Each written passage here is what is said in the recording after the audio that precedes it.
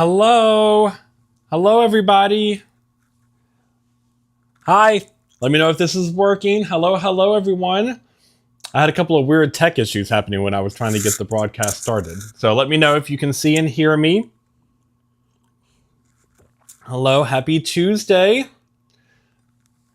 Who we got here? We got, hi, Sherry, Southern California. Love it, love it. Hello, Dan in Northwest Ohio. Beautiful, beautiful. Hello, all. Hello, San Jose, California. Excellent. We got Iowa. Hi, Judy in Iowa. We got Daniel in Quebec. Love it, love it. Oh, thank you. Yes, good. Loud and clear. Love it. Thank you.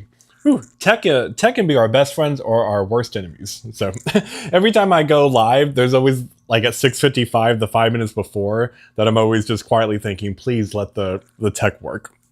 The tech is so different when you go live versus like recording a video to post on YouTube. It's a totally different world going live. So I hope everyone is having a wonderful November so far. I've got my winter cocoa here. Let's see who else we got in the house. We got Georgia. Hey, Don in Georgia. Love it, love it. We got, hey, Saratoga, New York. Love it, excellent. Hi, Mary in Ireland. Who else we got? We got Washington State. Excellent. Hi, Earl. Hey, Jim in Delray Beach. Beautiful, beautiful. Awesome, awesome. So I thought this live could be fun because we can kind of kick off, like it or not, a lot of people kick off sort of the Christmas holiday season this early. But especially for piano players, this is actually the time to start learning stuff. Like literally the day after Halloween ends, so many of my piano clients and piano students are saying, okay, Matt, I need to learn Christmas songs, because you kind of spend the month of November and the early part of December learning whatever Christmas songs you want to play. So then by middle of December, when you're hanging out with your family and friends, you're going to Christmas parties and you're doing all the fun, magical events for the holidays, that you're ready to sit and play for people. So I know it may seem already early. We're not even into Thanksgiving yet, but to already be diving into Christmas and holiday music. But this is the time of year that piano players start to beg for it. So this live will help launch it. And then not every single video, but several videos coming out over the coming weeks for the public published YouTube videos and the members videos. And some of the lives will be based around holiday Christmas music, because I just get begged a lot to learn it. So tonight we get to kick it off. It'll be a fun one. It's one of my favorites. So let's see who else we got in here before we do a drum roll announce what tonight's song is going to be. We got Atlanta in the house. Awesome, awesome. Love it. Hey, Nina. Hey, Justin from Houston. When you see Christmas decorations, you know Thanksgiving is near. Absolutely, absolutely. Hi from Quebec. Here's what can be a fun game. Put in the chat, what Christmas song do you think I'm going to show you tonight? There's so many classic ones. It's one that I'm going to show you how to do at a beginner level and intermediate and advanced level. But any guesses?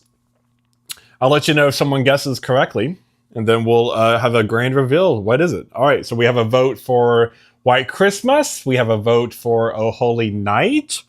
Love it. Oh, hello to you in North Carolina. Oh, we got a couple in North Carolina. Awesome, awesome.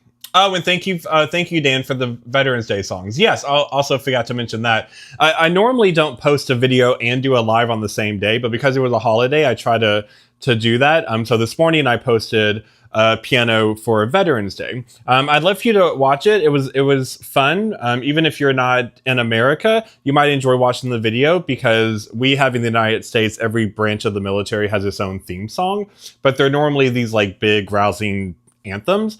And that's how I'm normally hired to play them for different patriotic gigs. So I turned them into, what if we made them beautiful, like beautiful serious style piano, like what we talk a lot about on this channel. So go check out the video this morning. It was a lot of fun to put together. I myself have had family members and close friends who served in the military. So check out that video too. I hope you enjoy it.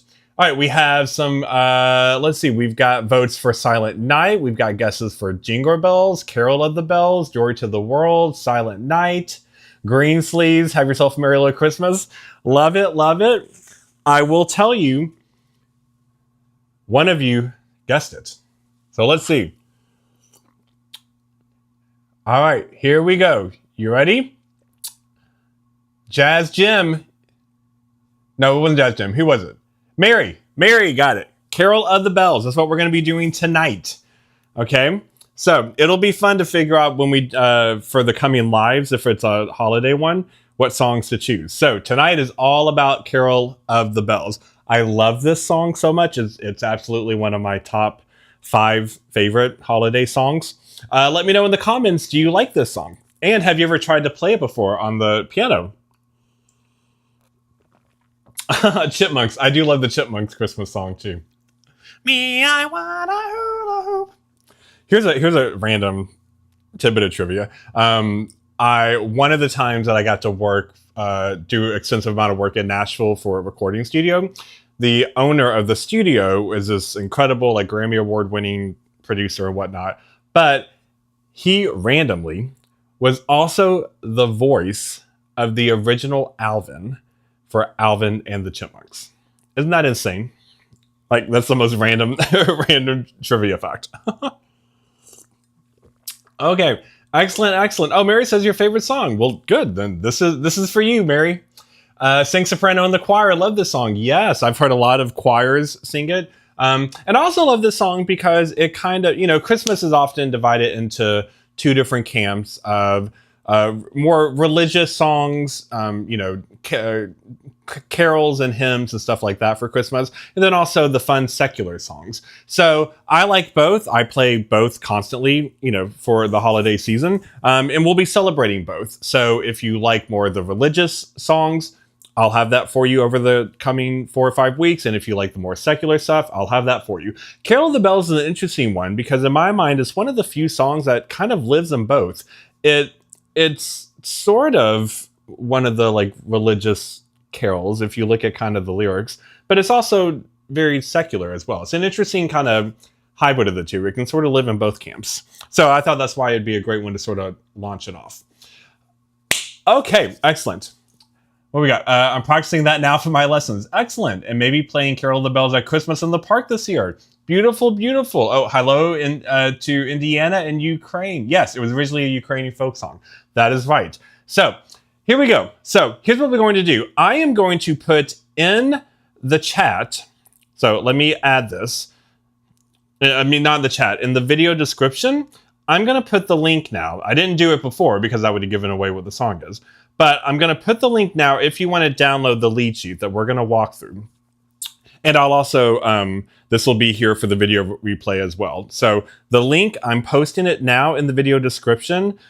I hope it lets me. I've never tried to change a video description in the middle of a live, but I've seen other people do it. So it should let me. So let me see now. If I were to refresh, is it showing up? Yes, it looks like it's showing up. So if you maybe need to like refresh your window for it to show up, but in the video description below, there's a link directly to automatically downloading the lead sheet. Okay, so let's dive into this. Also, while you're clicking on links down there, if you want my free PDF guide, if you don't have that yet, it's called The Ultimate Intro Guide to Piano. It's 35 pages long now. I give you tons and tons of information to help you jumpstart your piano journey. So if you don't have that, definitely download that as well. Okay, here we go. Carol of the Bells. Okay, here's what we're going to do. First, we're just going to go over, this song is basically only has 3 sections, and 1 and 2 are basically the same thing. So it's actually not that hard of a song to learn in terms of it being a big song, because it just repeats over and over. That's why it makes it great that you can do it at different levels. So we're going to walk through all 3 levels of it. So here we go. First, I'm going to show you just section 1, and this is a very basic, easy melody. And we're putting this in the key of C major, technically A minor, which is a very popular key signature that it is played in. And that's nice because the majority of it's going to be white keys. So first, the basic melody. So we start on C, and it's going to have, so C, B, C, A, and it's going to do that. Let's count together. 1, 2, 3, 4, 5, 6, 7, 8. You're going to do that 8 times.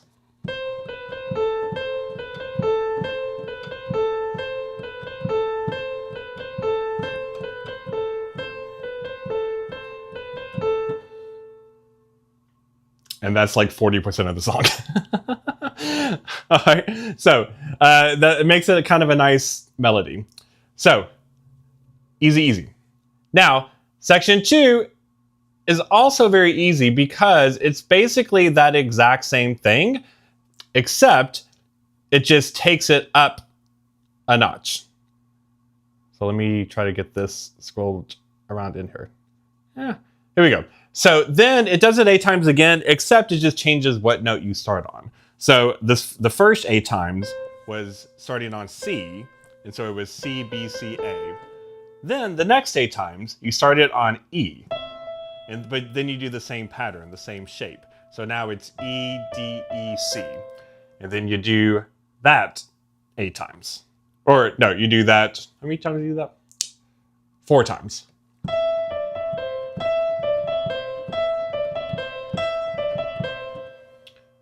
So, section 1 is just C, B, A, C, B, C, A 8 times.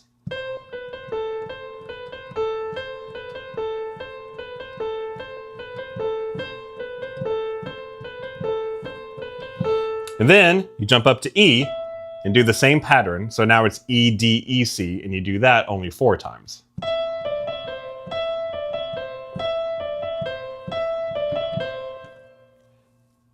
Easy, easy so far. Okay, now this is the trickiest part. So this is the one section that gets a little tricky. These 2 lines. This is where it kind of it jumps up. So first off, it has a pattern of you jumping up and then you're kind of waterfalling down, and then you go low and you're kind of climbing up. So first you start on a high A. So this little waterfall area is like this. So A, G, F, E. And then you do something like that again.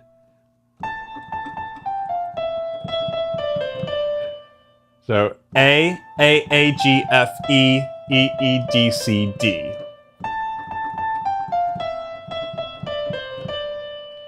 And then D, D, E, D, C, B, C, A. So you start on an A and you're ending on an A. So it's like this cool little waterfall melody going down an octave.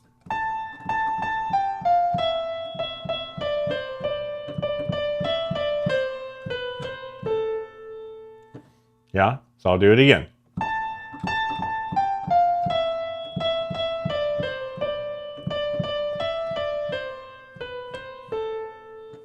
you like my little Egyptian dancing? All right, then you had the next line, which does the opposite. You start low, and then you're going to do this stair step climbing up. So this is the one time now we're going to add notes that aren't in the key signature. So you're going to have a couple of black notes. F sharp and G sharp are not in the key of C major or A minor. So it makes it a fun note run because you're adding notes that aren't in the key signature, which can be fun to do. So you're starting on E, and this stair step up is going to be E, F sharp, G sharp, A, B, C, D, E. So you're going up a whole octave. E, F sharp, G sharp, A, B, C, D, E, and then you go back down to on D, C. So it's like a little roller coaster. And then you just do that a second time. So those 2 lines are the trickiest part of the song. If you can do those 2 lines, you can do this whole song. So you have the waterfall going down, starting on A, the high A, and you're going to end up on a low A.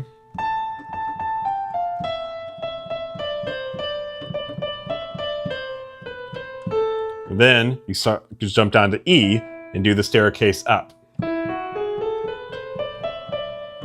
And then that again. That's the most complicated part of this whole song. And then you're home free, because the only thing left you're going to do is you're going to go back to the very beginning to C, B, C, A. And you're going to do that 8 times again, just like the beginning.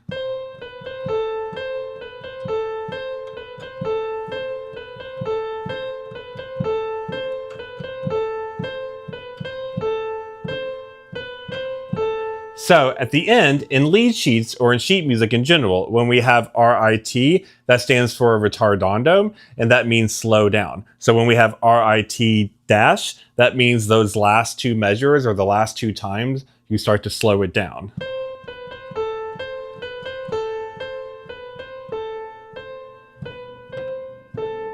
It makes it this dramatic ending. That's the whole song. And then you just loop it as many times as you want or do different interesting stuff with it.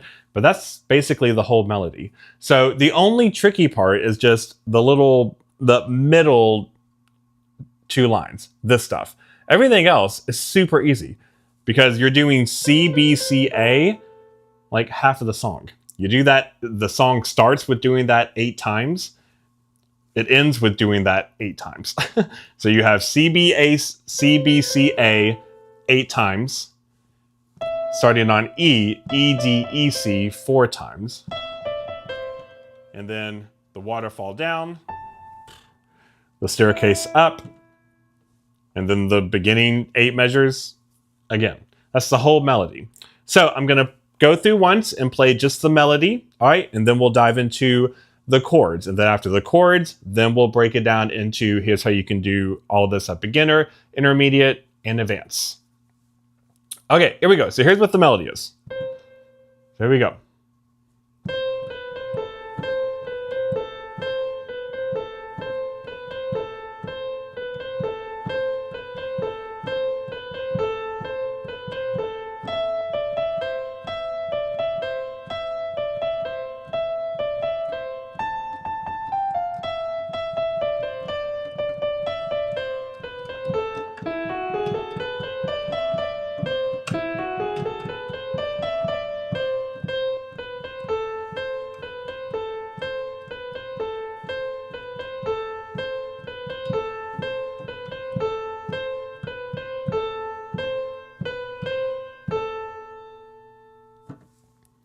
That's the whole song.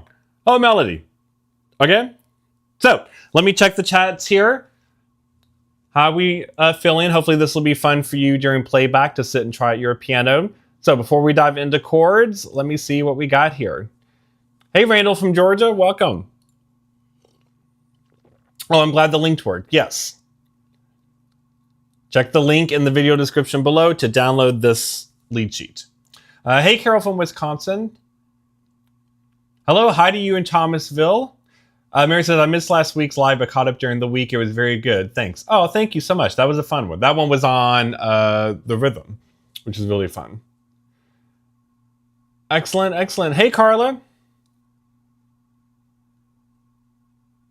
Charmaine, how do you refresh the page? If you're watching on a computer or a laptop, there's a little, refresh just kind of means go to the website again. So you should see a little like circle arrow next to at the top next to the domain name where it says like youtube.com/watch blah, blah, blah, blah.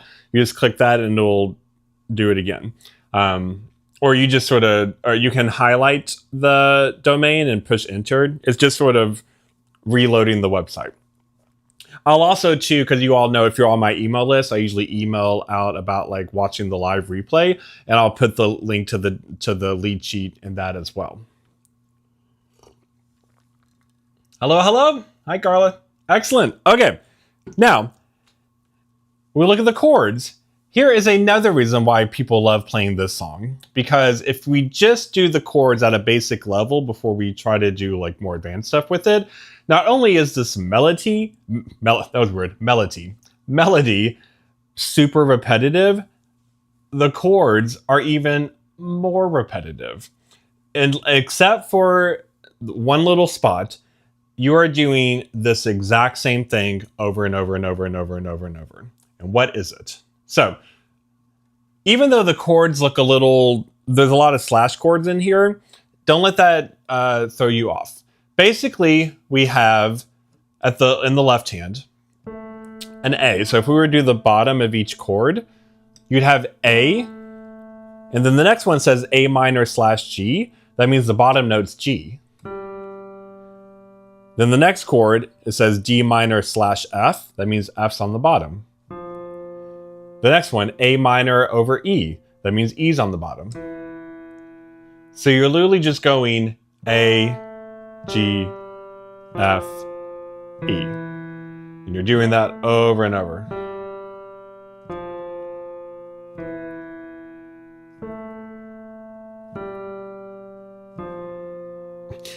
And you can even do it in octaves.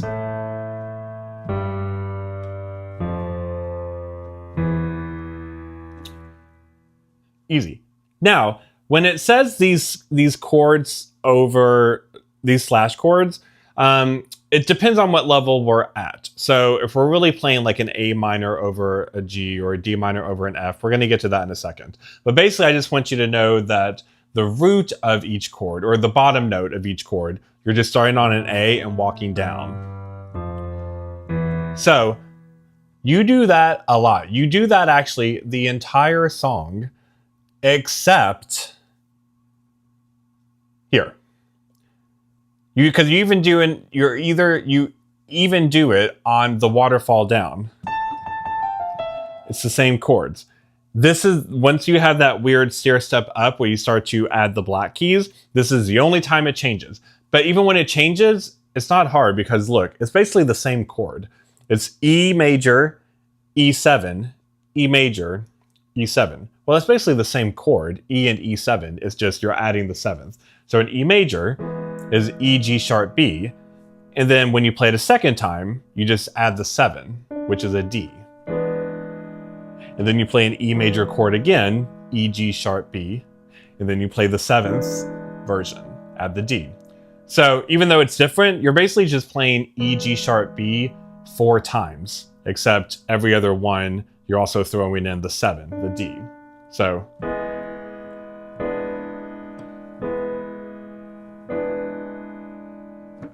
and then you go back to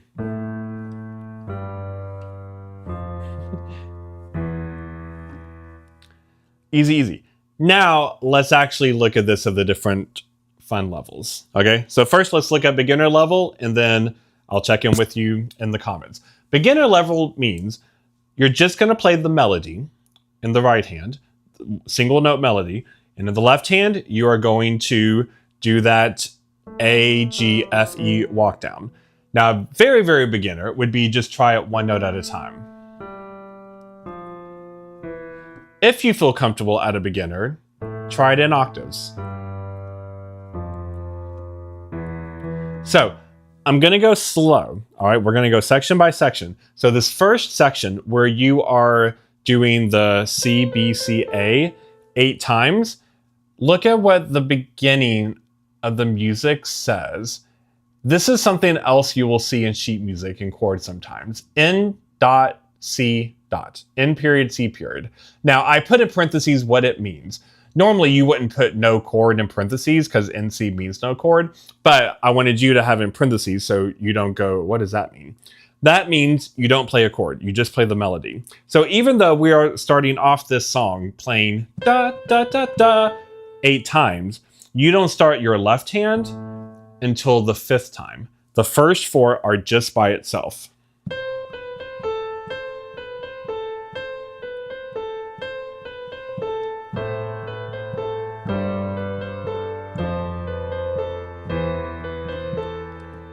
Yeah, so the CBA 8 times, first 4, no left hand. Then 5, 6, 7, 8, you add the left hand. Then, when you, on the next one, when you have this, where you are starting it on E, E, D, E, C, your left hand is going to do the same thing. You're just going from now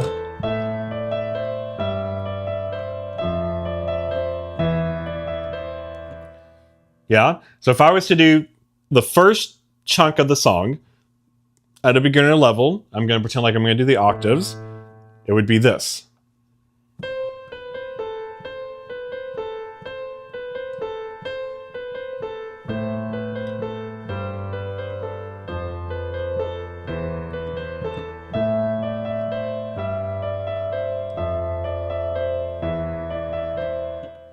And at a beginner level, you can go as slow or as fast as you want. Right? I have students that play it slow, like.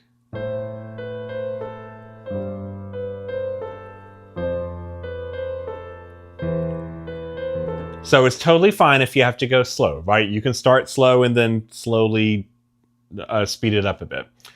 So once we get to this waterfall section, the right hand is playing something a bit trickier, but the left hand is still doing your same. So what's nice about that is by the time you get to this line where the melody gets a little trickier, you've already been doing this over and over in the left hand, so you can kind of start to do that on autopilot a bit. You can focus really on the right hand to make sure you get this.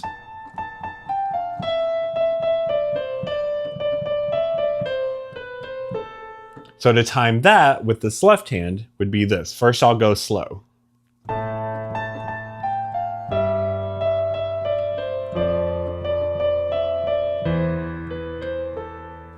Yeah, the downbeat, this is what's also nice about the chords. The left hand is always hitting a note on the downbeat of the measure. So.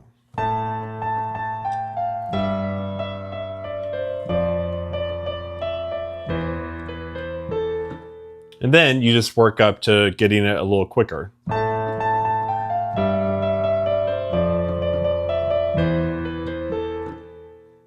Yeah, then we get to this, technically a different part, but this should be easy left hand because you're now just doing your E, G sharp, B chord 4 times, except the second and the fourth time you're also throwing the D on top, which you can use with your thumb.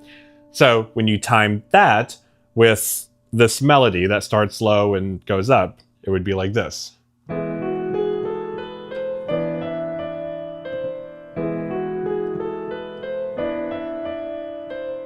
All right. Again, this here, these 2 lines, this is your trickiest part. So it's okay if this takes you longer if you're at a beginner level. This isn't, kindergarten level stuff, but you can do it. So when you have the top going down with the waterfall melody, your left hand is still doing the basic thing we've been doing.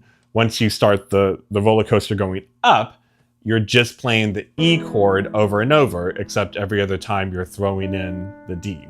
So these 2 lines together would sound like this.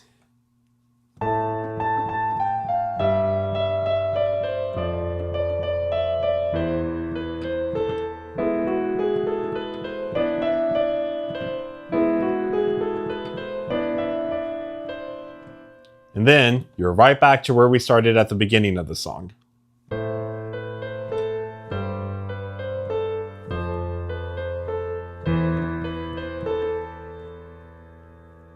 I should bring it up so you can see it. But then notice how the last time, so when you go back to doing this 8 times, the first 4 is going through the left hand A, G, F, E. But then this last line, you don't do the walk down in the left hand again. You just hit A and hold it the whole rest of the time. So if I start here, this is after the.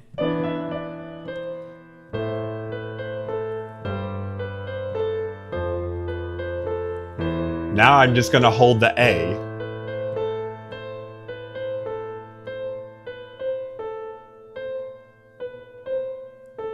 While you slow down in the right hand. So this is really a great song, even though the song itself, like when you go to sing it or play it with a band or an orchestra or at an advanced level, this song can get really hard. You can play this song at an uber advanced level if you want to. But in its essence, it's also a fantastic song to start off at a beginner level. Like, it's one of the few fantastic, not just Christmas songs, but just popular songs that you can do at a very beginner level and sound great, and all the way up to uber advanced and sound killer on it. But just in its essence, the melody is so repetitive. You're doing the same thing over and over.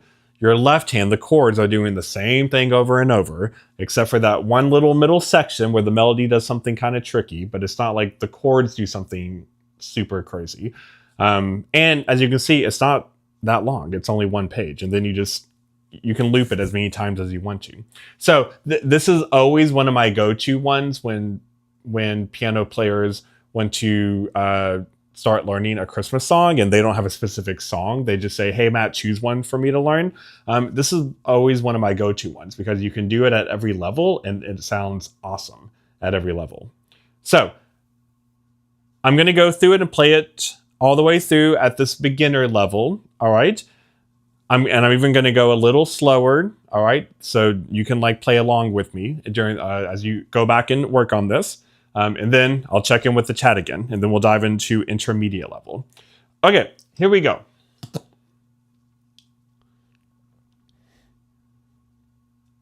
I'm actually going to look at it down here because I hate kind of getting my arm in the way. So I may not get to like scroll as you watch it, but you'll get to see it on your own. Hopefully you've downloaded it. Remember, the download link is in the video description below. Okay, here we go.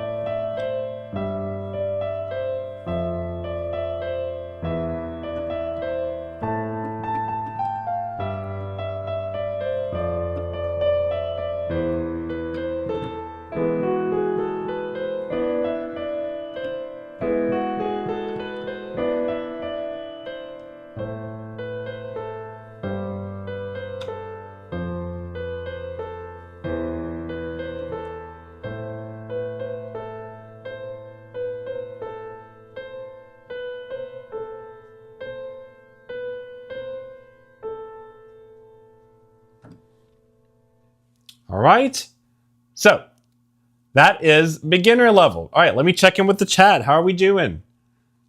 Is anyone also enjoying Coco like I am? How are we doing? Let me know. Let's see. We got Sherry says, I can do repetitive. Absolutely. I love when piano songs are repetitive. Carla says, I'm trying to memorize All My Loving from the Beatles. Oh, great, because it has that easy up and down repetition. Yeah, that's a terrific song. All my loving, I've been sent to you. That's how I pop sing. Let's see, Joyce. Hello there, Joyce from Long Island in New York. Hi, Joyce. I love this. Thank you for sharing. You're so welcome. Thanks for joining. Hey, Craig in Wyoming. Almost said West Virginia. Wyoming. Love it. Jim says, thanks again, Matt, for the military tribute music and your playing. Thank you. Yes, please check out that video I uploaded this morning of the military for Veterans Day. It was a lot of fun to put together. Even if you're not living in the United States, which I know several people in my YouTube audience are from around the world, still check it out. I hope that you'll enjoy kind of how I show that you can take any song, really, and turn it into a beautiful piano rendition. So I take a bunch of military upbeat hurrah march anthems and turn them into beautiful piano renditions. All right, we got a question. If you're looping it, do you do that ending slowdown each loop? Great question. No. The dramatic slowdown is mainly when it's at the very end. So if you're wanting to loop it, because really what you could do as a great challenge is you could do it 2 or 3 times, and each time you kind of add the new stuff I'm going to show you. So like maybe one time you do it at the simpler beginner level that I just showed. And then the second time through, you do it at the intermediate, and then the third time through advanced, if you feel comfortable trying all that. But yes, you only need to do the dramatic slowdown at the very end. Great question. Okay. Intermediate. So for intermediate, we're not really going to change our right hand. It's mainly going to be the left hand. All right. Oh, let me see one more comment. Nina says, that's exciting. Just need some practice time, but looking forward to it. Yes, absolutely. This is why we're kicking off Christmas now on November 11th. Because like I said at the beginning, the month of November is when all my piano students and clients start to say, Matt, you got to teach me some Christmas or holiday stuff I can play in December. So November is the time to launch into it as piano players in order for you to then have it in December, right? Because if I were to wait until, a week before Christmas to start uploading videos on how to play Christmas songs, well, at that point, it's a little too late almost. So yes, we'll have these. More lives will be like this. Some more videos coming out will be based on Christmas stuff. So I got you covered for the next 4 or 5 weeks.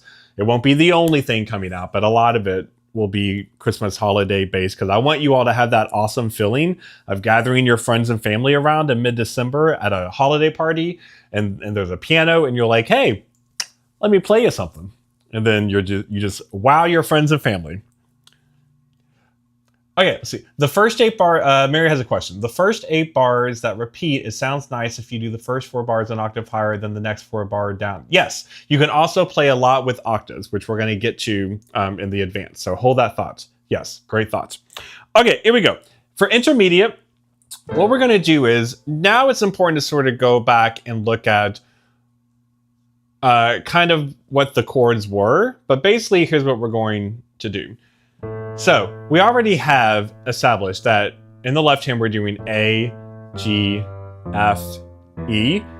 Now what I want you to do is we're going to take each of those and we're going to turn them into an open chord. If you've been with me on this channel for a while, if you've watched videos from me before or other lives, you know I'm a big fan of what we call an open chord in the left hand because we use it all the time in the world of professional piano playing.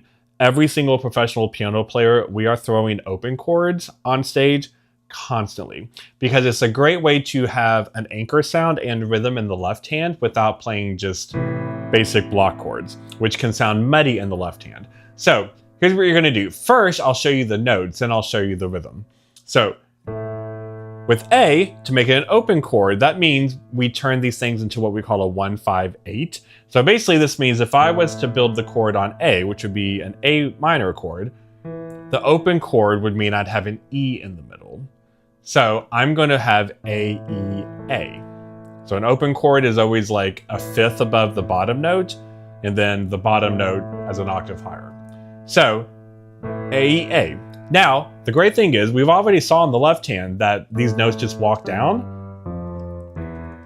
Doesn't that also sound a little bit like Hit the Road Jack? Which I have a whole members only video about that song if you haven't joined the channel yet. Which also, by the way, speaking of that, because I got emailed a couple of questions this morning about the difference between subscribing to a channel and being a member. So subscription is totally free. It just means you're a subscriber to the channel. So hopefully you get notified when I upload videos. The membership is the big join button below every single video, including this one probably. You see a big button that says join. That is optional. You totally don't have to do it. But if you join, you pay a small monthly fee and you get access to a bunch of members. You become a member of the channel and you get access to a bunch of members perks that the mass public doesn't get. So you get access to a bunch of members only videos. I upload members only videos every single week. So we're building this huge library. So those videos you get to watch. Those videos, I break down a bunch of popular songs. I give you downloadable lead sheets in them. So you don't have to join as a member. It's totally optional, but it's a wonderful, cheap way to support the channel. Every penny I get from memberships goes to helping to produce and support my YouTube channel, which sadly isn't free to produce. So every penny comes from that. And I give you so many members videos each month and downloadable lead sheets. You get your money back in like a bunch of stuff I give you. So it's a really fun way to help support me, to get more content with me, and to get breakdown of real songs. Because I do get asked still a lot of, Matt, in your public YouTube videos, could you do more like breaking down real songs? Sometimes I can, sometimes it's trickier with copyright issues, but in the members videos I can. So that's another perk. In my publicly published videos for everyone on YouTube, you'll notice I have a pattern of more talking about techniques to try that you can apply to a bunch of different songs. Or if I am covering a real song, it's probably a royalty-free song, not a copyright song or a song that's copyrighted. Sometimes I will, but more often than not, I don't. But in the members videos, that's when I dive into a bunch of popular songs. So that's a great way to kind of get both. All right, that's my little spiel about joining. Carla says, best deal in town. Thank you so much. I appreciate it. I try to give back, and I purposely made it cheaper because I know my other options with the one-on-one virtual piano lessons that I do each week with my YouTube audience and the self-guided online piano course that I have launched. I know those are, a bit more expensive. So I also wanted something to be really cheap in case you wanted to support me and have more interaction with me, but on a super cheap level. So we got all the different levels for you. Yeah, and all of it touches my heart and means the world to me. So thank you. Anina says, your membership is a deal and an incredible opportunity. Thank you so much. I so appreciate that. Okay, back to the left hand. Okay, so once we have this open chord, AEA, the nice thing is because we already said the left hand was walking down, you're going to do that with this open chord. So we go from AEA down to GDG, down to FCF, down to EBE. So once you get your fingers into position for AEA, you just, every note goes to the left.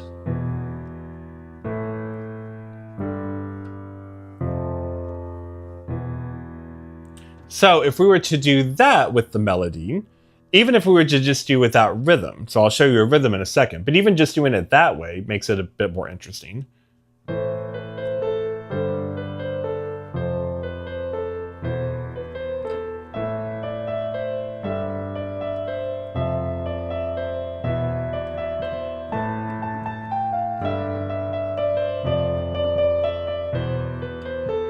Even just adding that note in between each note, each octave, making those open chords, gives it a bit more of a darkness, a weight to it. Now, a rhythm to do is doing this. So it's like eighth notes. So bum, bum, bum. So it's sort of like the left hand. This is a great way to try hand coordination and rhythm coordination because the right hand is going ba, ba, ba, ba. That's sort of the rhythm the right hand's doing a lot. Long, short, short, long. Well, now doing this, in the left hand, that's short, short, long.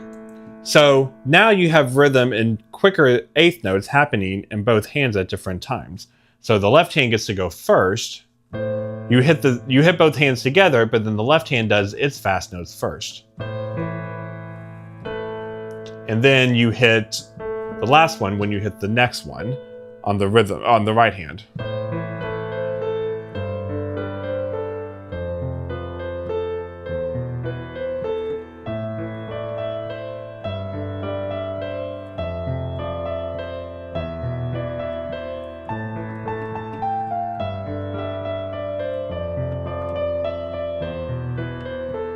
Yeah, it's a really cool sound, and it's a great way to make it feel not so heavy. This song can be done not just at different levels, but a bunch of different sounds. And I'll show you examples towards the end of even when I play it for different gigs. It depends on what it is. If this is a pretty version, a rock version, kind of a haunting style version of it, a sing-along version, you can do it a bunch of different ways. So you can already hear there's a big difference between playing them as a bulk open chord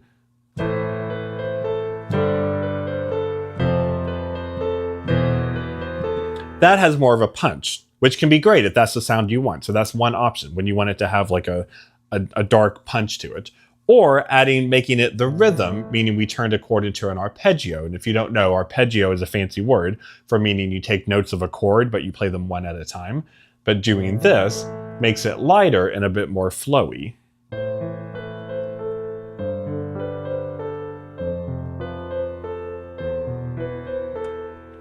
Both ways are great, just depends on the sound you like. I recommend trying both to see what you like, and then you can kind of mix it up and do both if you loop the song. So that is one way to do it. Now, in the intermediate, when we get to this part, you'll still do it on this line because it's still the same A, G, F, E. So you can still go.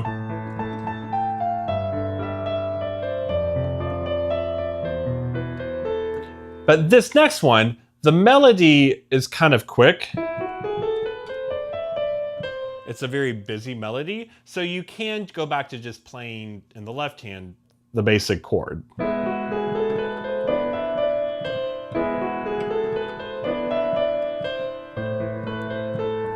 And then you can go back to that one. So here's what I'm gonna do, because you can kind of tell how it's, when we do the rhythm, it's a more lighter touch. And then when we do all the notes together, it's a more punchy. So I'm gonna go through the song twice now at this intermediate level. And the first time through, I'm going to do let's see, which one should I do first? I'll do the punch rhythm first, where they're all the same time. And then the second time I go through it, it'll be adding the rhythm to it. Okay? So here we go.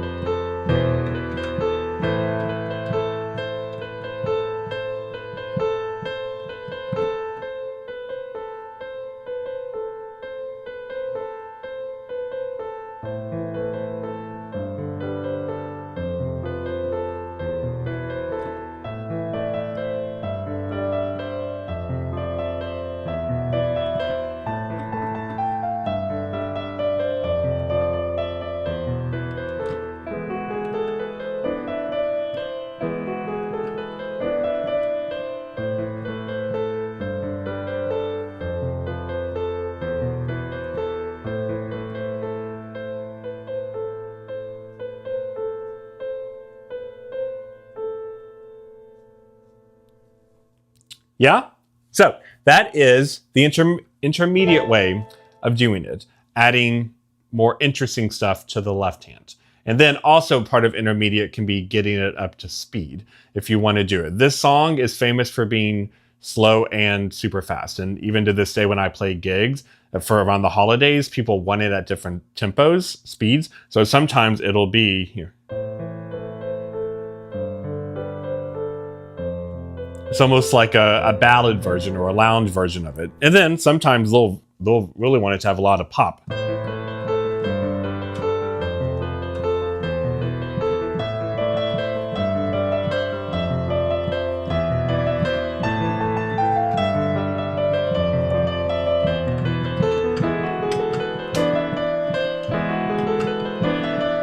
Right, so you can go as slow or as fast as you want on this thing. Okay, so let me check in with the chat again before we dive into advanced. Let's see what we got.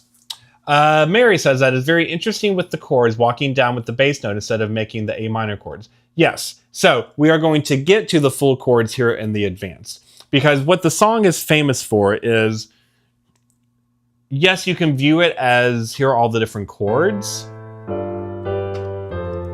or you can view it as this walk down. And it's like a repeating pattern, what we call an ostinato,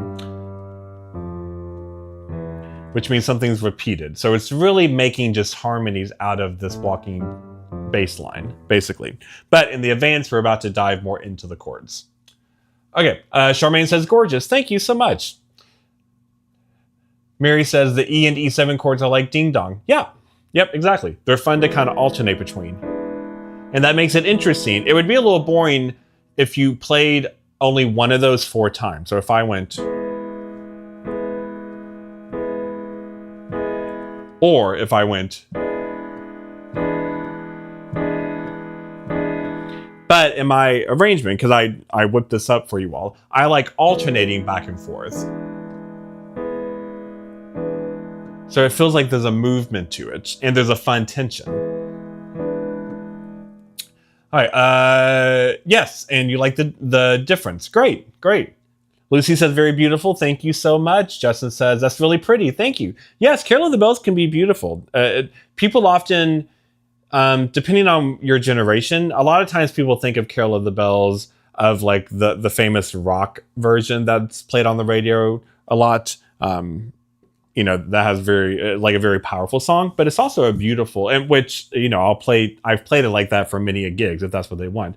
But it's also just a really beautiful, haunting song if you want it to be. All right. Mary said, whipped it up. Yes. Yes, I did. I spent about maybe 10, 12 minutes writing it out really fast for you all. because I realized I thought I had a lead sheet I wanted to use for this one, and then the one I had, I was like, that's not the one. That's not what I want to use for this one, for this live, showing you what I want to show you. So I kind of whipped up a new one for you really fast. So that's how much I love you all. I'm always figuring out like what's the best decision for them, not just what's easiest for me. Okay, let's look at advanced. Here we go. So advanced. In the left hand, you're basically going to be keeping that same concept. Whether you want the open chords to be together, punchy, or you want them to have that rhythm. Now, if you are, again, if you've been with me for a while, if you've seen my videos walking you through lead sheets, or especially if you're a member and you've seen all of my members' videos where I walk you through those popular songs, you know that when it gets to advanced level, one of the big philosophies that we do on stage as pro piano players is we don't just view our right hand as playing the melody. Really, the philosophy should be your right hand is playing chords as well. It just so happens that the top note is the melody. It's a very different philosophy because we often get taught that right hand is single note melody and left hand is chord. Well, that is how you start piano. So that's why like a beginner level, that's how you play. And when I'm giving instructions to beginner level people, that's how you play.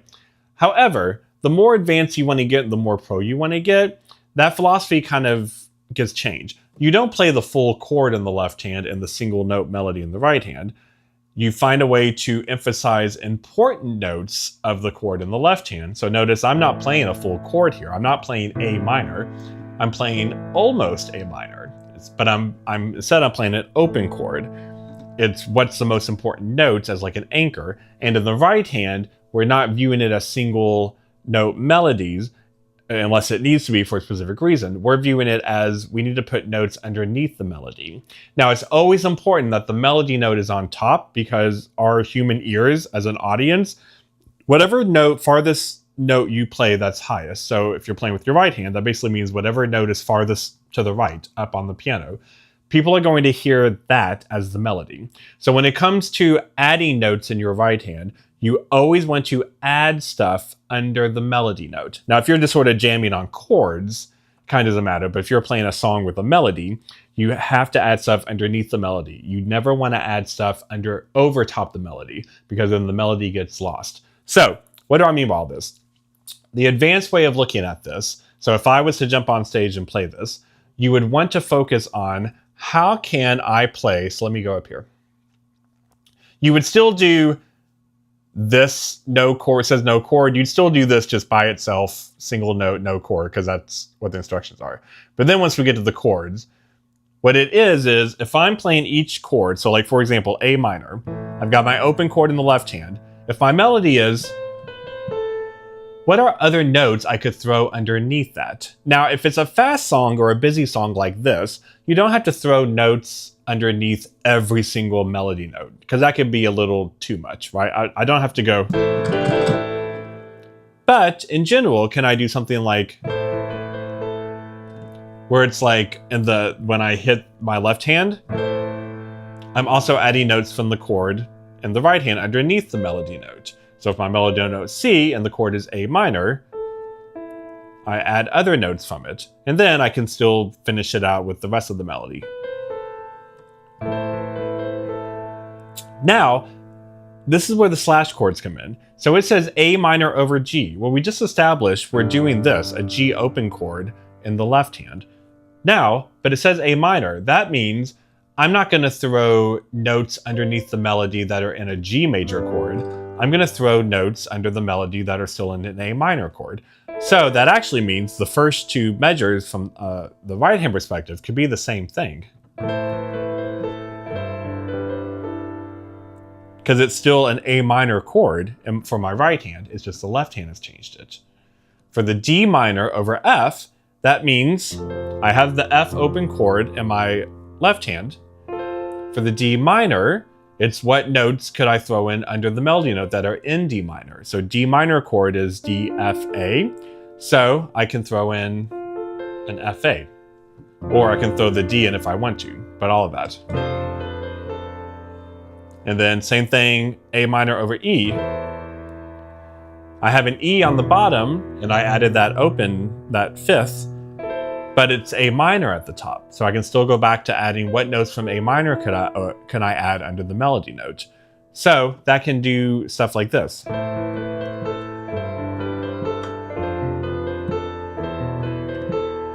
It fills it in. Again, because this song is really, it's busy, it has a quicker melody, especially if you're doing it at a quicker tempo. Don't feel the pressure that you have to do every single, like, that can be a bit too much. But just having, you know, the important notes, or like the downbeat where you have notes underneath it. So then when it goes up to here, it's the same concept, it's just my top note has changed. This is where we also can get into inversions, where, okay, it's still an A minor for my right hand, but now the melody note is E, not C. So how can that change what notes I put underneath it? But it's the same exact concept.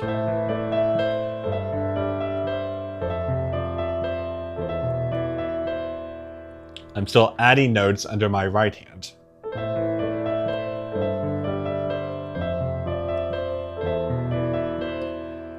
Yeah. Then it's the exact same thing for this one, because it's the same chord progression. It's just different. It's just a different melody.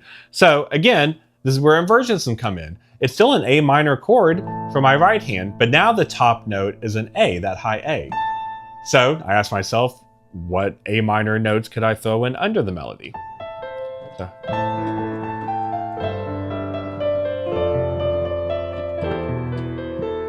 It's the exact same philosophy. So when I'm hitting those quarter notes, I'm hitting the melody, what melody should be on top, but I'm throwing notes underneath. And notice how I'm also doing this a lot. If you've been with me again for a while, you know I'm a big fan of doing what we call sort of ripples. I call them kind of harp strings, or rolls, sometimes they're called, where it's not an arpeggio, it's not, but it's also not just hitting them head on all the time. But it kind of softens the impact. It's like feathers falling. So sometimes that's nice.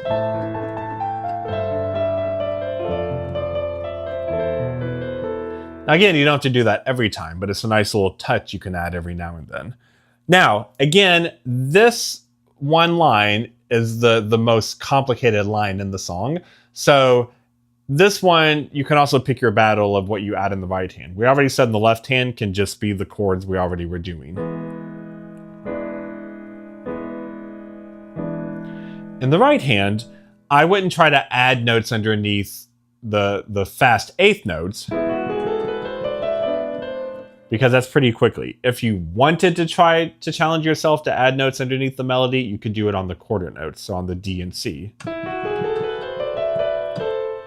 If you wanted to.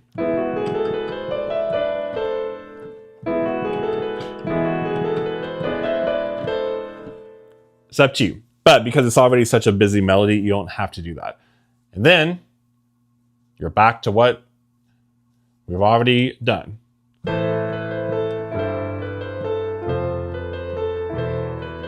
And then this last four measures, because it just holds the chord, it's up to you if you want to still do it or if you want to go back to single notes.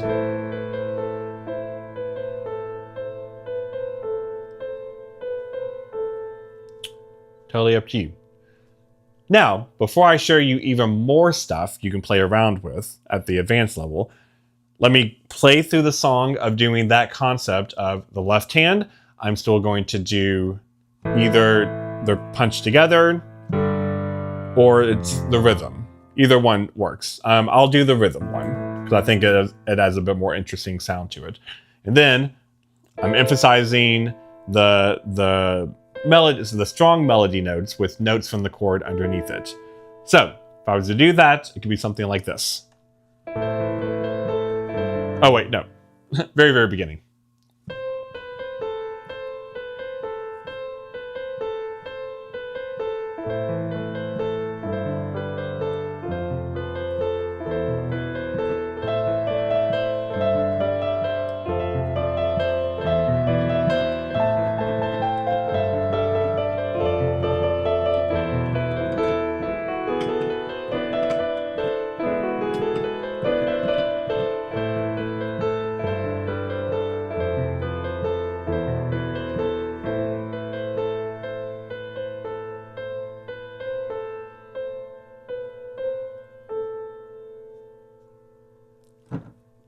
All right, that makes sense so far?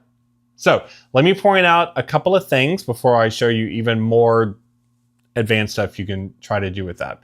So the reason this is a great song to practice that, even if you feel like you're not at an advanced level, this is a great thing to try because one is it's having you practice hand coordination. Two, it's getting your mind wrapped around the idea that I'm not just playing always one note melody in the right hand, which is a nice habit to break once you get more advanced. And how do you know what notes to play? You put notes underneath the melody note, and that you get to improvise. It doesn't mean there is a correct way to do it. So it may not mean that every single time I'm always adding the exact same notes under the melody and in the exact same way. It's just the philosophy of it. Because we have to get out of our minds. This is why I love lead sheets and why I preach so much about lead sheets. Lead sheets, I always say, give us a sandbox to play in. If we just have to do something without any structure at all, if I just say, go to the piano and make something up, well, for a lot of people, you kind of freeze when you do that. You don't know where to start. The other extreme is where we're always reading full sheet music, like treble, bass, clef.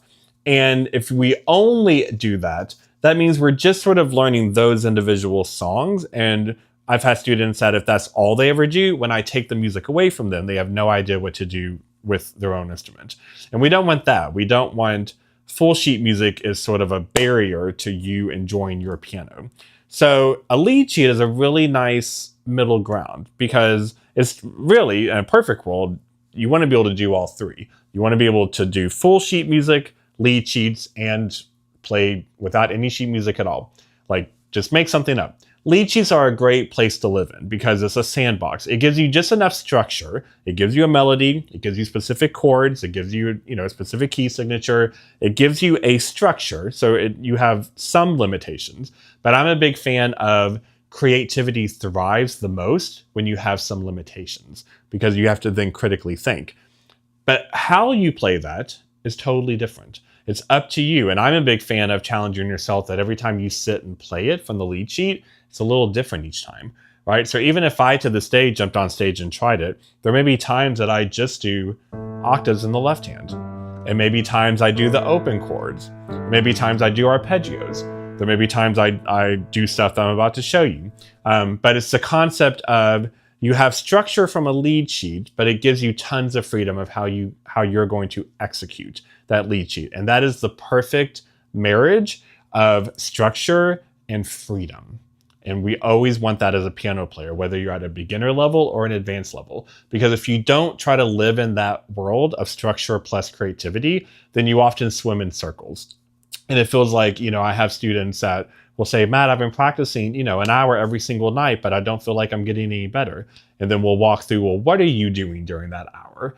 And you're just you're swimming in circles. So that's why I'm a big, big fan of lead sheets. That's why I talk about lead sheets so much on this channel. It's why I give lead sheets out to my members. In my course that I teach, the online self-guided course, it has a ton of lead sheets. So it's not that it's bad if you read from full sheet music, but lead sheets are a great thing for you to challenge yourself with because it takes your creativity and critical thinking to a whole new level.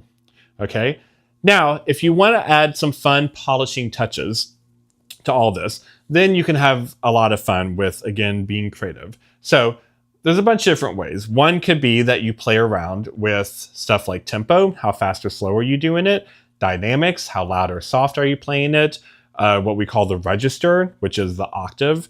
Are you playing it down here? Are you playing it up high? Are you playing it low? Is your left hand low, but your right hand is high? Like how you do that.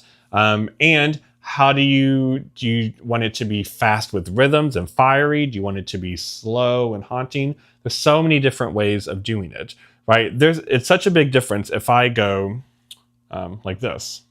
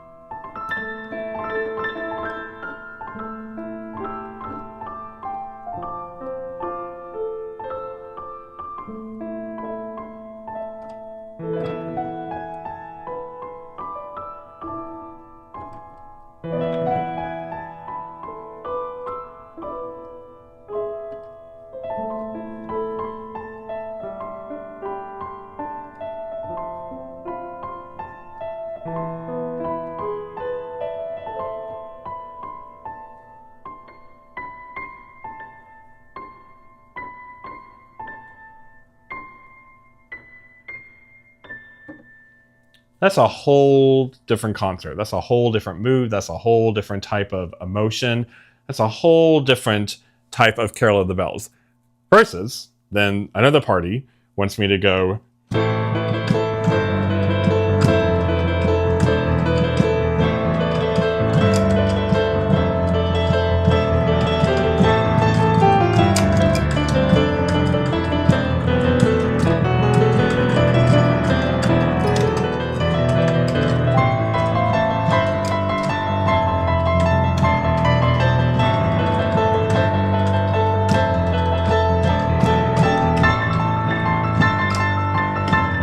Like, you can go crazy with it. You can go as crazy, small, or huge as you want with it. But what you're doing is you're just playing around with how fast, how slow, how loud, how soft, how much punch are you trying to give it, how much movement am I trying to give it, right? If I do this, I'm trying to give it like it's hovering. If I'm going,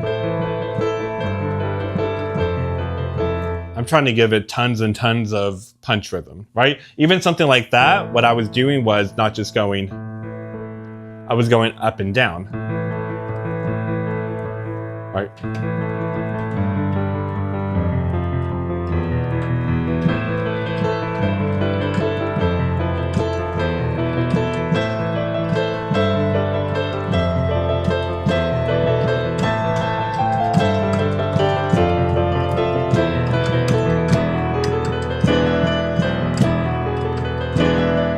Right? You can do these big dramatic octave notes. Right? Like, you can get as wild or as somber as you want with it. That's why I love this song so much, because the song itself is a sandbox. It's such a, what I call a skeleton frame, because it just gives you enough to fill in stuff, and how you fill it in, it's night and day. So I love playing this song in a bunch of my gigs, because what people want from it is totally different. People will want me to play it as this big, loud, epic, rock song. And then people want me to play it as sort of like a medium way. And then people want me to play it really soft, like beautiful, haunting background. You can even do it in a jazzy way.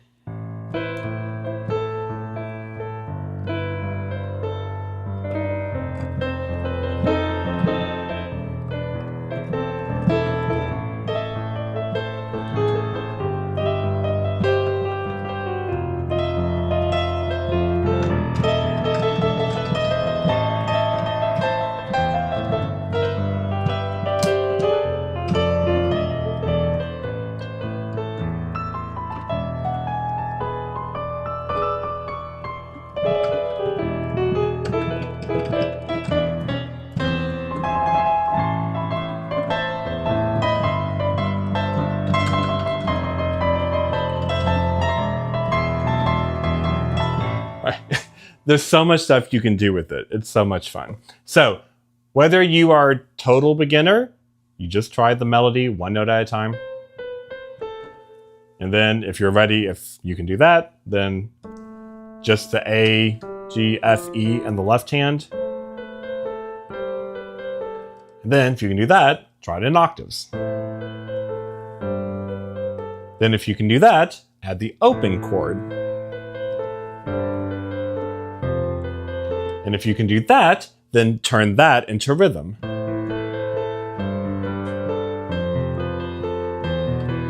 And then if you can do that, turn it into adding notes under the melody.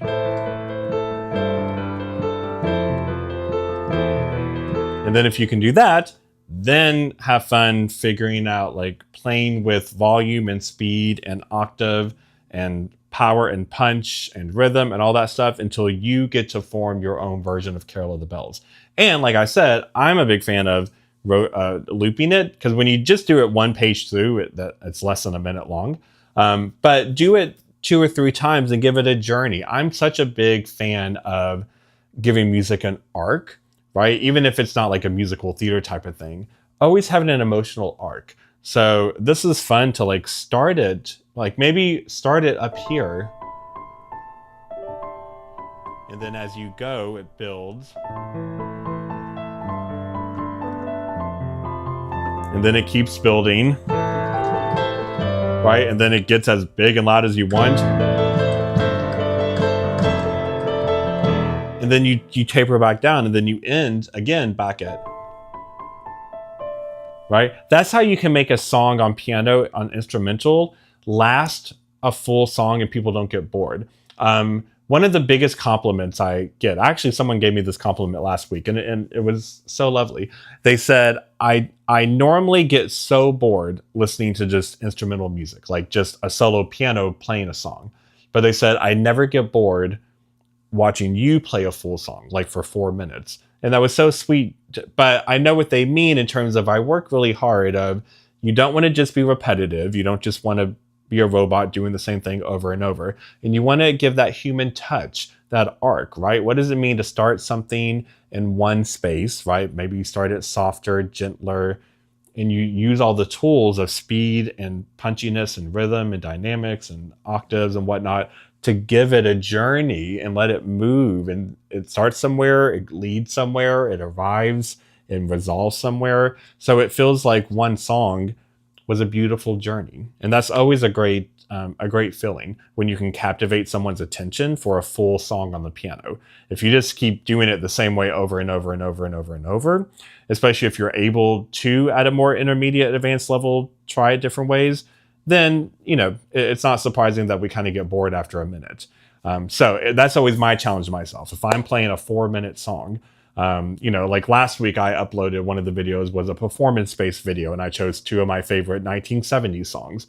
Well, they both are like 4.5 minute songs, but I'm not singing. So how do I make them try to sound interesting and keep your attention? I'm not just going to play the verse and the chorus the exact same way every single time. So that's sort of my little 2 cents about it. All right, let me head back into the chat. I hope you all have really enjoyed this. I hope you love Carol of the Bells as much as I do. And hopefully if you don't love it, maybe I've helped you become a bit more of a fan of it. It's such a great song, especially on the piano. You get to learn so many great concepts on the piano with it. Let's see, Matt's rocking out. Yeah, you know it, always, always. Oh, good night, Carla. Let's see, our slash chords inversions. Yeah, so this is a great question. In contemporary music, pop music, more modern day style lead sheets especially, we will write inversions as slashes. So for example, A minor over G, technically that can also be called an A minor 7 chord, right? A, C, E plus if you have a G. And if you're putting it under a G, if a G is on the bottom, technically what you just did was an inversion of an A minor 7 chord. And really the inversion was the 3rd inversion of it. However, in a lead sheet, because lead sheets are meant to be in a more contemporary, popular, like pop style way and easier to read, instead of writing A minor 3rd inversion or A minor 7 3rd inversion, you just write A over G. So a slash chord and an inversion can be the same thing. Now, they also cannot be the same thing. So just because you see a slash chord doesn't automatically mean it's an inversion, because if the note that it's over, when it's a chord over a note slash a note, if that note is not in the chord anywhere, then it's not necessarily an inversion. It's like, for example, if it said C slash D flat, well, that would be a C major chord, but D flat on the bottom. Well, a D flat is nowhere near a C major chord. So that's not an inversion of a C major chord. So slash chords and inversions can be the same thing, but don't automatically assume every slash chord is an inversion.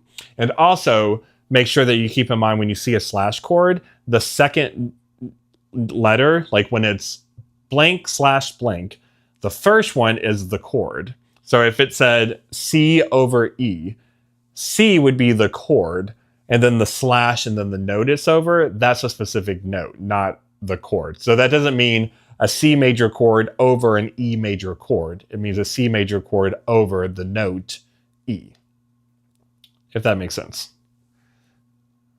Okay, let me look. Yes, mixing it up is more interesting. Yes, absolutely, yes. Nancy says, I'm hopelessly stuck on sheet music with full arrangement. I have not moved far enough into music theory for chord structure and scales. That's okay. Be patient with yourself. And a lot of my videos on YouTube, I try really hard to explain some of this stuff. And that's why each video, I just focus on one thing to teach you all. And then I teach it at different levels and try to explain the theory as it goes. So theory is just something, if you work on it each day, if you watch one of my videos each day, if you go through the PDF document that I have for you all, it's a way to kind of learn theory without having to sit and study it for hours. Because I know that can feel daunting. Yeah, theory is just something, it will come naturally to you the more you have to talk about it, hear someone talk about it, the more you try it. It happens, all right? So be patient with yourself. Slow and steady wins the race. What matters most is that you have a passion to learn. As long as you have an interest and a passion to learn, then people like me can always help you get to that. I can teach you theory and I can teach you how to play cool stuff on the piano. I can't teach you to care or to have an interest in it. That comes from you. All right, Carla. Yes, Carla, you're heading out. Thank you so much. I followed you all this way this time. Thank you, Matt. I'll watch the extra on replay after I've practiced this so far. Good night, everyone. Excellent. Thanks, Carla. Definitely let me know how it goes. Justin says, Matt's rocking out. Yep, always. I love rocking out, and I love playing my soft taunting stuff, too. Thank you, Lucy, for the hand claps. Mary says, wow, thank you all. Version 1 for Christmas 2025 and maybe version 2 for Christmas 2026. That's a great way to think about it. That's a great way, yeah. I mean, the nice thing about holiday and Christmas songs is they're coming around every single year. You can't escape them. So that's why the Christmas and holiday songs are definitely worth the time to learn, because you can do them every single year. you get to recycle them. Once Halloween is over, boom, baby, you're off to the races with them. Thank you all. I love all the emojis. Ooh, we have a saxophone emoji with the piano. I love it. Thank you. Enjoyed your lesson tonight. Thank you so much. Love this tonight. Thanks, Matt. Thanks, Charmaine. Thank you, Judy. Judy, do you have any CDs of your piano playing? I used to, 10, 15 years ago when I was doing a lot more recording sessions in studios, we would release albums. None of those are really for sale anymore. That's the olden days when we had CDs before we had digital music. So now I don't really have music of my recording that I'm selling. I might go back to that, maybe. That could be something I talk to you all about if you all would like that. Speaking of that, this isn't the same thing, but kind of. But also, I just launched you may have seen a few days ago, for the holiday season, another way, because someone gave me this idea, because I've been doing this just in my own private life in person with people, and now I get to offer it to anyone who wants to partake in it. If you have a loved one and you'd like to get them a fun, unique Christmas or holiday gift, it can be all year round. I'm not doing it just for Christmas, but we're getting into the holidays. But what it is and the information is on my website, but it's called a unique custom piano gift. And you tell me their favorite song that means something to them. I make a video just for them. I put your names on the screen. I edit the video. I perform my own improvised rendition of their favorite song right there for them. Even if it's a song that I've played before for other people's videos, it'll always be their unique performance just for you. I read your message that you tell me to read, why you love them, why you want to dedicate the song to them, your heartfelt message. I give that, I edit it and mix and master it and give it studio quality and then send it to you, and then you get to give it to them as a gift. And you can order it either as a video or as just the audio of my voice and piano playing. But if you're interested in that, check out my website. And also on my website, so there's 3 things to check out on my website now. So there's the custom piano gifts. So that's if someone's birthday or Christmas or thinking of you, any of that great stuff. And then there is the piano course, my Basic to Beautiful course that I'm so excited about. I launched it now. It's only been out for about 4 or 5 weeks now. And I'm getting flooded with so many beautiful emails, people telling me how much they're loving the course and how much they didn't even realize that it would be such a good fit for them until they took it. So I love that. And as a reminder too, it comes with a 7-day free risk-free trial, money back guarantee, because I always want you to feel like something is safe with me. I always want to earn your all's trust. So if you're on the fence about the course, then just order it. And then within the first 7 days, if you end up not liking it, or if it turns out it's not really a good fit for you at the level you're at, then fine. All you got to do is just email me within the first 7 days and just say, hey, I tried the course. It turns out it wasn't for me. Thanks anyways. Could I get a refund? And I will happily process your refunds. Yeah. So I'm not here to steal your money. I'm here to earn your trust. So there's no, it's literally risk free. You can get a full refund on the course if it's not for you. So there you go. But I have had so many people tell me they thought the course wouldn't be for them, and then it ended up being that, because it does start, like, yes, it starts at the very, very beginning at like beginner level. So if you're not at a beginner level, yes, you may not need like the beginning of the course, but as it goes through, it gets kind of like what I did here. It goes through intermediate and more advanced. And I'm currently running a special promotional price on it. And the course also comes with a special discount for a one-on-one virtual piano lesson with me after you complete the course. And you get access to my exclusive lead sheets library that literally has like over 60 lead sheets. So just in those two things, it's like, those two things are worth more than what the whole course cost. And the course is like 5.5 hours of videos that I've recorded, and it's like 60 videos over 13 modules. So I'm really, really proud of it. So check it out at my website, matthodgemusic.com. The link is in the video description below.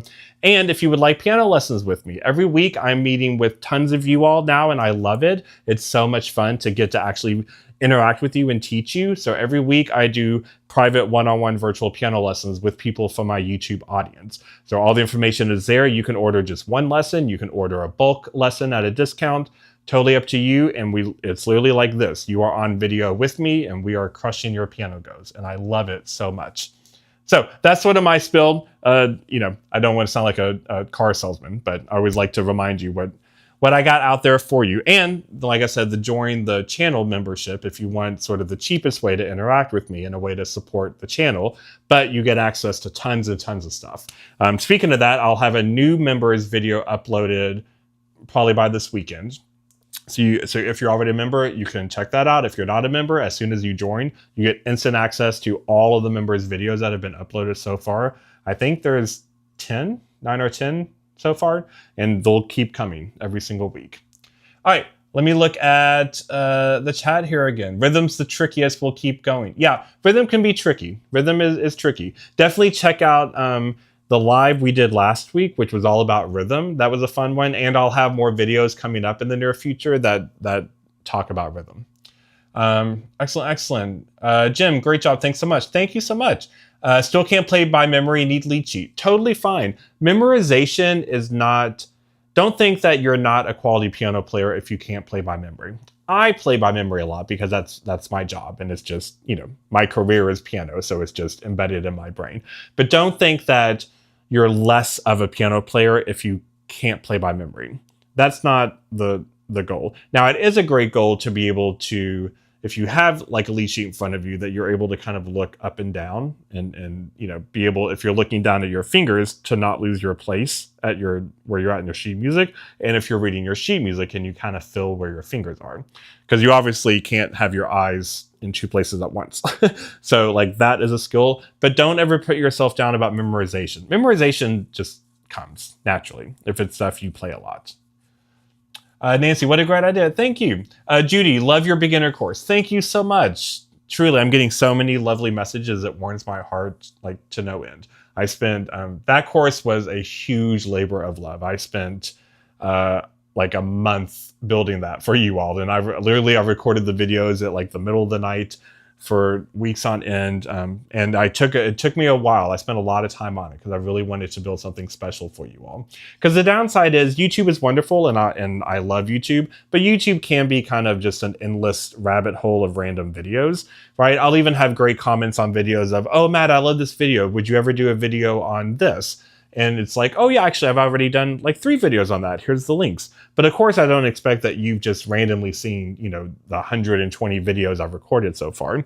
So the course is a good way of, when you don't want to get lost in just an endless array of random videos, it's built organized. It's built on itself. So I curated it in a very specific way. It's very much constructed with one journey, and every video builds on itself, and every module builds on itself, which is why it grows from beginner through intermediate through advanced. So it is a great way in case you feel a little lost of just trying to keep up with a bunch of random YouTube videos, which I know can be tricky at times and daunting. And of course, I know that I upload a lot of videos too, because every video we upload, half of the people who watch it have never seen another video before, which is always an interesting statistic. So I have to record every video pretending like half the people that are about to watch this have never seen me before, which is why I always introduce myself and why sometimes I'll cover topics that I've already covered before, because you're always reintroducing yourself. But that's why, I post several videos a week. Okay, Justin, when do you get the lead sheets with illustrated chords at the top? Oh, great question. Where do I get those? I don't think it's a specific company. I do know how Leonard is one that likes to do that, but I don't think there's one company. I think those lead sheets I've just collected over the years. The lead sheets I give out in my members videos and that I give out to people in the course, it's a mixture. It's, a third, like some of the lead sheets are lead sheets from other companies. Some of the lead sheets are lead sheets that I have built myself. Some of the lead sheets are lead sheets I got from other people, but then I changed it and re-edited it and rearranged it myself. It's kind of all over the gauntlet. And that's why too, the lead sheets don't all look the same. So even in the members videos, some of the lead sheets, some look different. Some have chords at the top, some don't. Some have the notes, the name of the notes on the notes, some don't. Some have really big font, some have smaller font. But that's also good, and I do that on purpose. I put a lot of thought, effort into the members videos of each song that I don't just randomly pull a song out of my hat and go, okay, I guess this will do for the members video today. I'm always really smart about what song I choose and what I do with it in the members video, because I want it to always be educational. I'm a teacher at heart, right? I'm a professor. If I won the lottery tomorrow, I would still teach. I do the one-on-one lessons. Like, I have a teacher's heart. So I'm always trying to be smart about what I post. And so there's a million reasons how I choose the songs for each members. But one of them too is it's good to show you different versions of lead sheets. Because even when we say lead sheets, they're not all the same. They can be very different in their size, in their font, in their style, how they arrange chords or notes. So that's why you'll notice they're not all the same. Even the ones that I've done, even the ones that say like arranged by Matt Hodge in my lead sheets library, they all don't look the same because it depends on what you originally wrote it for or what you're trying to show. So not all lead sheets are equal. Nancy, thank you. Love listening. It's good stuff. Thank you so much. Don, love hearing you play, Matt. Thank you. Oh, thank you, Don. Let's see. Mary, I don't memorize well either, but this one tonight might be one I can remember. Absolutely. This, again, my whole speech about, I just said I'm always smart about what I choose. I knew from the get-go I was going to do Carol of the Bells because it's just, one, it's an iconic Christmas song. Two, it's a great one for me to give to you and for you to have in your repertoire because it does sort of work for religious settings and secular settings. Like it works for both, which is really lovely. And it's a fantastic, beautiful, iconic song, but you can absolutely play it at a beginner level if you need to, because the melody is so repetitive, the left hand and the chords and harmonies are so repetitive. The song itself is only one page. If you just do it one time through, it's literally like 30, 40 seconds long. Maybe not even that. It may just be 30 seconds long. So it's a fantastic song that it's a great entry point. And if you're wanting to try to memorize something, this one is not that hard to memorize at all. It's just those two middle lines where the melody starts to get a little tricky. That's the only tricky spot. So it's a great one when you're wanting to try all that stuff. But it's also a great song that can be easily turned into something uber advanced. You can take this from very beginner to like a level 10 pro if you want to. So it's such a great, it's like clay that you can mold. And I just love that. My favorite type of songs are songs that can be molded and you can do them at any level and they sound gorgeous at a beginner and gorgeous at an advanced level. So this is a great one. Justin says, definitely learned a lot tonight. Thank you. Jim, if someone is singing along with you, would you only play notes under the melody and not the melody note? Great question. In general, my rule of thumb is if someone is singing with me, if it's a sing along, like everyone gather around and let's sing, a song, then I still will probably still pluck out the melody because people are singing. If it's something like someone is singing as a special, or it's a concert or whatnot, I don't play the melody with them because you want to give the singer freedom to do interesting stuff. But I still will play the chords with the melody note on top every now and then. So like what I mean, like let's say I'm playing for someone and someone is singing a special concert version of Silent Night. Well, if I'm accompanying them, I'm not going to go like...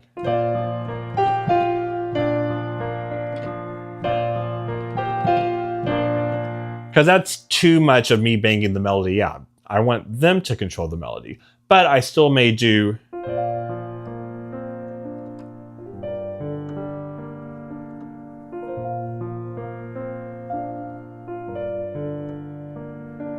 where I'm insinuating the melody. I'm helping them, like it's a partnership, it's a marriage. So the chords underneath, when I hit a chord, I'm still going to put the melody note on top, but I'm not going to feel the need to play the whole melody in between the chords, if that makes sense. Let's see. I have always loved Carol of the Bells and Greensleeves for the same reasons. Can be Xmas or can just be beautiful to play, period. Yep, absolutely. Greensleeves is another fantastic one. So I spent a lot of time this morning gathering what songs, what Christmas and holiday songs do I want to throw at you all over the next 4 or 5 weeks, and trying to figure out which ones do I want to do for a live, which ones do I want to do for members videos, and which ones do I want to do for public videos. Because the nice thing is a lot of Christmas songs, especially the religious ones, aren't copyrighted, so I can do those in the public ones. So it'll be interesting. So if you are regularly watching my videos and my lives, and if you're a member, you're gonna get a whole repertoire of Christmas songs. So that's interesting for me to figure out which song do I want to do in which format, because each one's a little different. How I talk and record for a members video is different than a public video, and that's different than a long live. So it'll be interesting to see what songs I come up with. So next live, for example, next week, you all let me know. You let me know. Let's vote here. Tell me in the comments. Would you like me to do this again next week? And I it's the same thing, but I choose a different song, but it's another Christmas holiday song. Do you like that idea? Let me know. Or do you want me to do something totally different? But do you like this pattern? Would you like me to do the next few lives like this, where I choose a holiday song and teach it to you from a lead sheet, show you how to do it at different ways, and give you the lead sheet for free? Let me know if you would like that in the comments, because I'm happy to do that. Cocoa. Who doesn't love a good cocoa, huh? All right, we got a vote for a yes. We got another yes. Great. Excellent, excellent. And maybe if we do it, maybe we can have fun. It was fun to kind of surprise you, but it also could be fun to let you all vote too. Like because sometimes I can do survey voting as well, where I pick 4 and you go to my channel and vote and pick which one. So let's see. All right, we got a yes Christmas. We got another yes. Yes, would love you to continue this. Great. Lead sheets always make a good lesson. Yeah, absolutely. It's nice. And it's a way for you all to get more free lead sheets, right? If you stick with me on the channel, and you're going to get a lot of lead sheets. And if you're in the course, you get a ton of lead sheets. And if you're a member, you're going to get a lot of lead sheets. So I give you all a lot of lead sheets that I had to write myself or that I had to pay money for. Great. We have more votes. Yes, yes, yes. Yes, I'd like with a different song. Excellent, excellent. More lead sheets. Excellent, excellent. Great, I love it. So let's do one more vote and then I'll let you all go. Let me know in the comments for the next live. Should I make it another mystery? Where was it fun that you had to show up and get revealed what it is? Or would you like me to let you vote on next time, where I give you 4 options and you all vote and the majority wins? Which one do you want? Do you want mystery or do you want vote? For one of those two. Either one is good. Do you want a mystery or do you want a vote? Both can be fun. And maybe if we do several lives like this over, throughout the holiday season, we can kind of change it up. Some will be a mystery, some will be a vote. All right, we got a vote for voting. We got mystery, vote. Excellent. Vote. Both are fun. Yes, either or. Excellent. Fun. Love it. Great. Well, how about we do this then? Because I was kind of split 50-50. That's good. Let's do it as a vote this time, since we did a mystery one this time. We'll do a vote next time, as long as I can set it up. So probably this weekend when I email you all out something, I'll give a link to a vote, and then the voting will be open until like Tuesday afternoon. I'll give you a 4. It'll be fun. So, wow, 8:40. I am such a talker. Thank you all so much. I truly appreciate you hanging out with me. Literally Tuesday evenings it's like the highlight of my week. I love hanging out with you all so much. I love making the videos for you, but I never get to actually talk to you or see you when I make the videos. So I love doing these weekly lives. I love it so much. So like I said, definitely check out my website, matthodgemusic.com, where you can see all the information about all the stuff, about my course, about if you are interested in a piano virtual lesson with me, one lesson or multiple lessons, or the song gift, if you want start to look at that as a custom fun Christmas gift or holiday gift or birthday gift for someone. And if you're interested in clicking the joining the channel, you can click join at the bottom too. All that fun stuff. And then of course, the main one, just keep watching my YouTube videos. I'm publishing videos all the time. I'm now at this point, I'm basically always doing 2 to 3 public videos a week, plus 1 live, plus at least one members video. So I always got a lot for you. And if you're on my email subscription list, then you always get those emails from me that keep you updated. So, and the way to get on that email list is if you download that free PDF below, the Ultimate Intro Guide to Piano. When you download that, you automatically get on my lead sheet. So not the Carol of the Bells lead sheet, but the Ultimate Intro Guide to Piano PDF. That one, when you download it, you get on my email subscription list. And then I email out several emails a week giving you all the important information. And you'll want to stay up to date because my email subscribers are often the first people to find out any new big announcements about a video coming up or a big new special I'm about to run or some new big announcement I'm about to open. So you definitely want to be on my email subscriber list because you all get access and a lot of stuff. You all know stuff before anyone else does, which is really fun. Anyone else do? Great. Chuck, thank you for another enjoyable even. Thank you, Justin. Mary, this is really good. Lots to think about as well to learn to play. Thank you. Thank you so much. Okay, I have held you all hostage so long now. I'm going to bid you all good night. Thank you so much. You all have my heart. Like I said, definitely check out the veterans video from this morning if you haven't yet. I did spend quite a bit of time on it. It was kind of fun or not kind of fun. It was a lot of fun to do. So definitely check that out. Even if you're not a veteran, check out the piano performance videos, because that's another thing I'm kind of experimenting with. You've noticed the last few weeks I've thrown like one of the videos as a piano performance video, because it's fun. I'm trying to always do both. When I have done just like teaching videos, people will say, "Oh, Matt, I wish like I could also see you play." And then when I do just performance videos, people will say, "Great, but can you teach me something?" So the moral of the story is no one's ever happy. No, I'm kidding. But it's nice to do both. So hopefully if you all liked the 1970s one that I did last week, the one this week was a Veterans Day one. I have more ideas of stuff to do in future ones too. So hopefully you're liking that. Check out all the links below for all the great stuff. I will see you back here next Tuesday for a live. And until then, keep watching the remaining videos. I'll have more videos coming out this week for members and for the public. And that's it. Thank you all so much. Thank you. Good night. Good night. I'm going to wish everyone good night. Thank you for the good night messages. I appreciate you all. All right. Everyone have a wonderful and safe week. And I will see you later. All right. Bye.